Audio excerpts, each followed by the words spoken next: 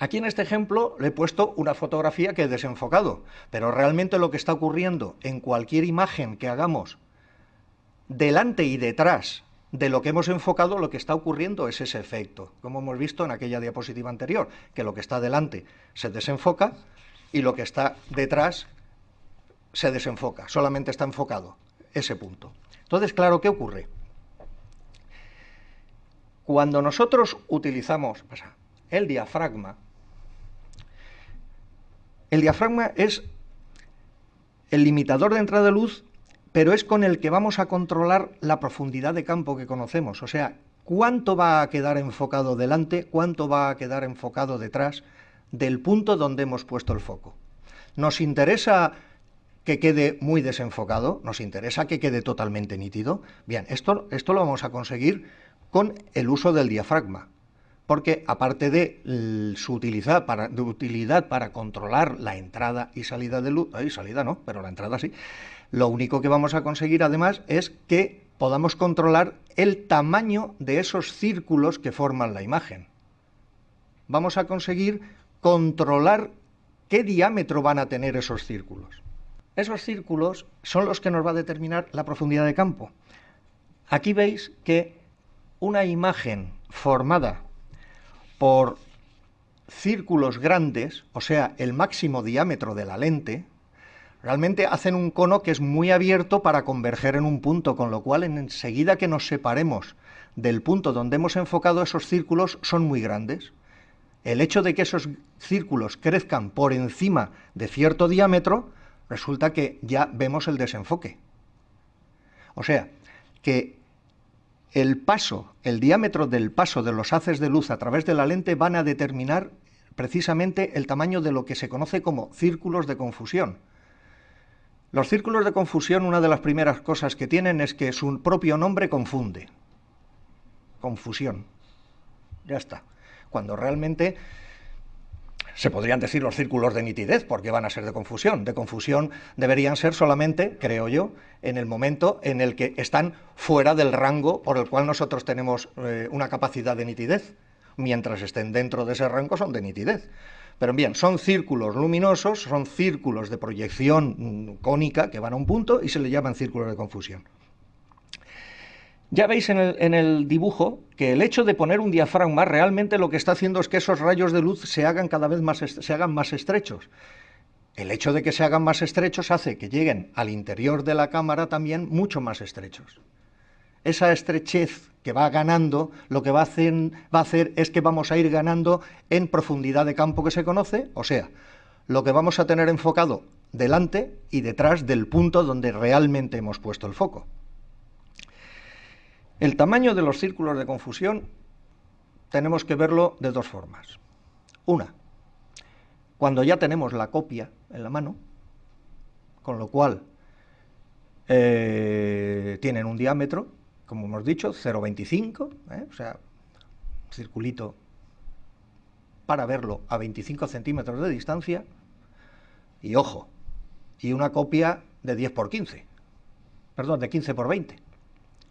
Porque si esa misma copia tiene 20 por 30 hay que verla a 40 centímetros.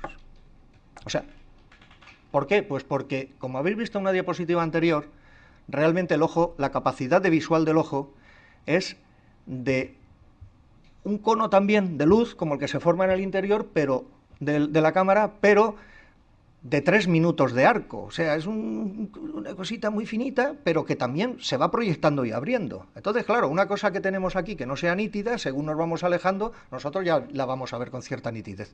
De hecho, siempre se ha dicho, y hay fórmulas para ello, y que no vamos a entrar en esto, que dependiendo del tamaño de una copia hay que verla a cierta distancia.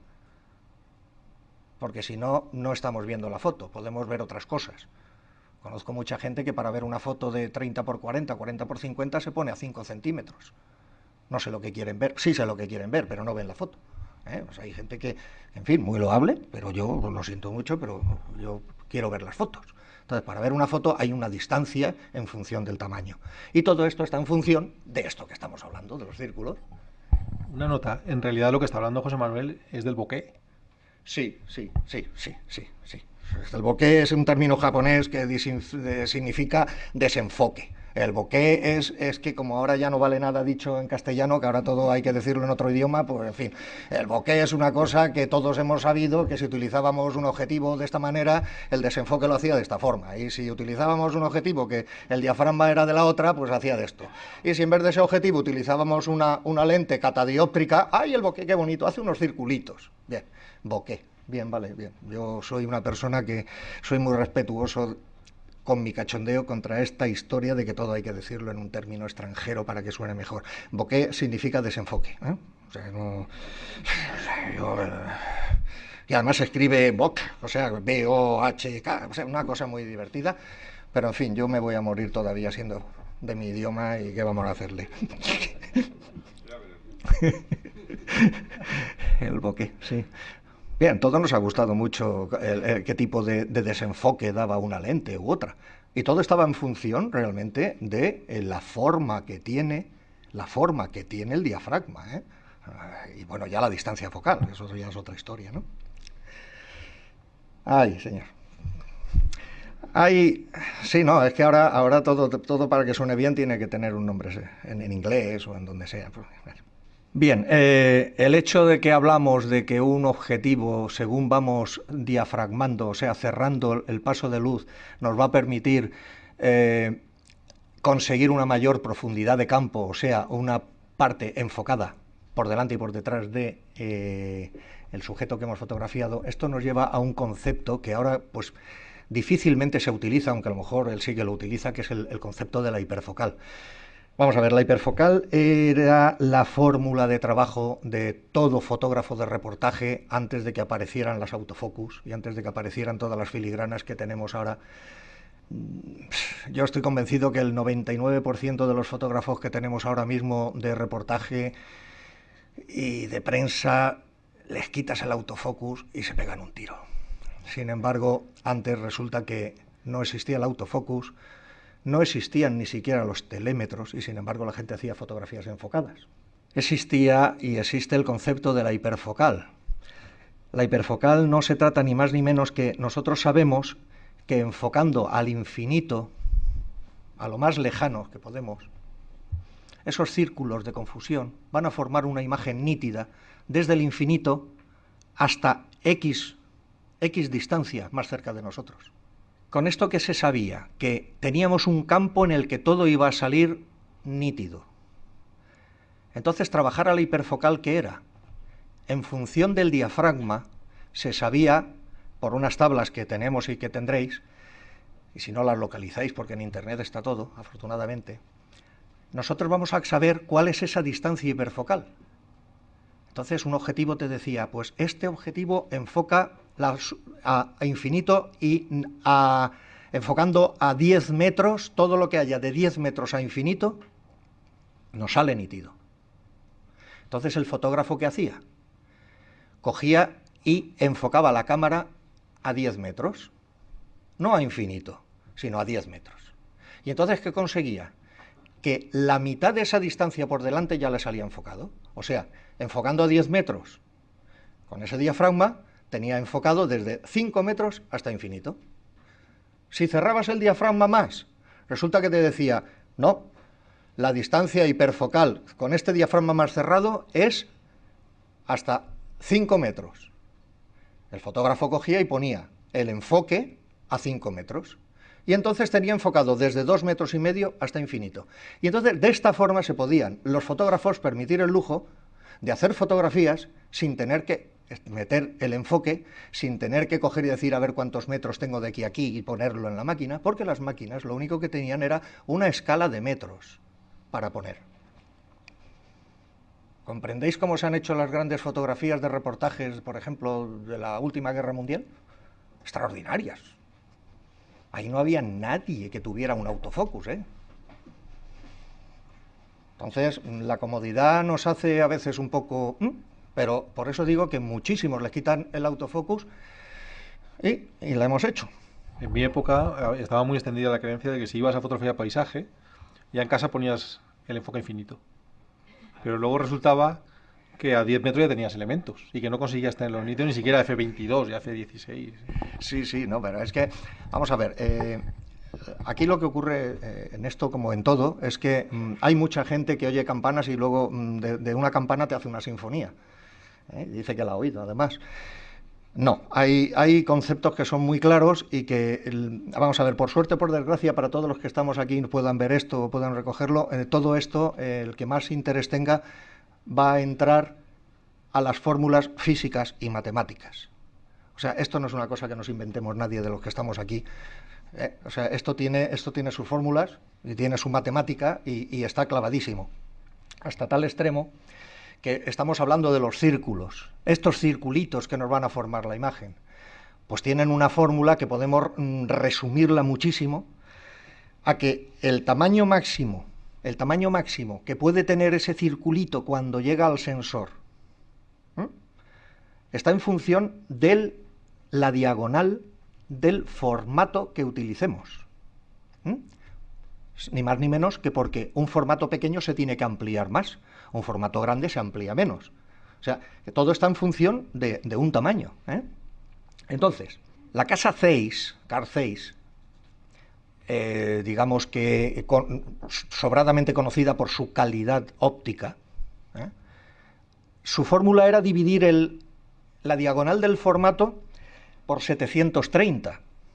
Esto nos va a dar, pues para un formato de paso universal, pues fijaos, un diámetro de 25 milésimas.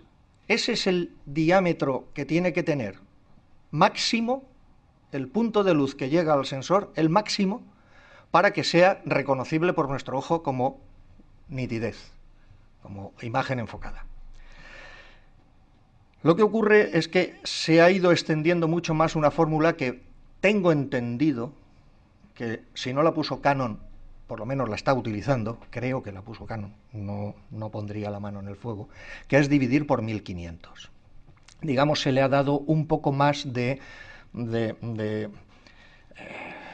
holgura, porque realmente nuestro ojo todavía percibe como nítido, una vez que ampliemos esa fotografía, un punto que va a dar 0,29 en vez de los 0,25.